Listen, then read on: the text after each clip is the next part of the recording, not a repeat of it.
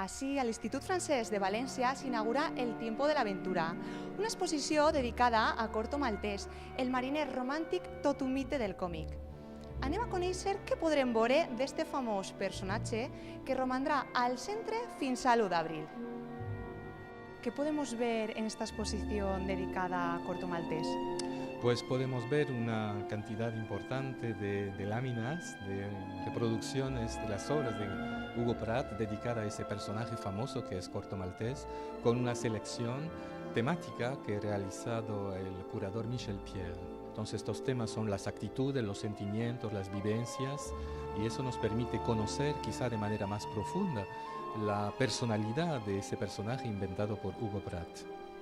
Yo creo que todo tipo de público puede ser interesado por el conjunto de la exposición y de esas temáticas, porque la obra de Hugo Pratt, en particular justamente este personaje Corto Maltès, es alcanzable para todo, asequible a todos los públicos. Hace unos meses se publicó una novela, Bajo el sol de medianoche se llamaba. ¿Crees que con esta novela está resurgiendo el personaje o realmente nunca se ha olvidado?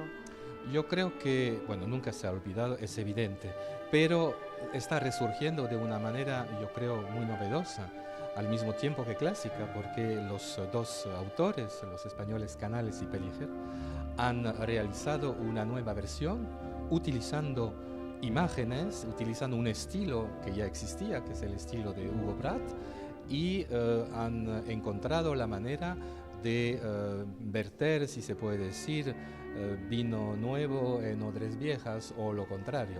Así que es una nueva obra maestra la que se presenta. ¿Cómo definirías a Corto Maltès, sobre todo para la gente que nunca ha oído hablar de él? Yo diría que es un aventurero y un romántico al mismo tiempo. Y sus aventuras nos permiten recorrer todo el siglo XX con personajes famosos que han existido en el siglo XX, con lugares también importantes, interesantes, que han marcado la historia del siglo XX y que corresponden de alguna manera con la vida misma del autor Hugo Pratt.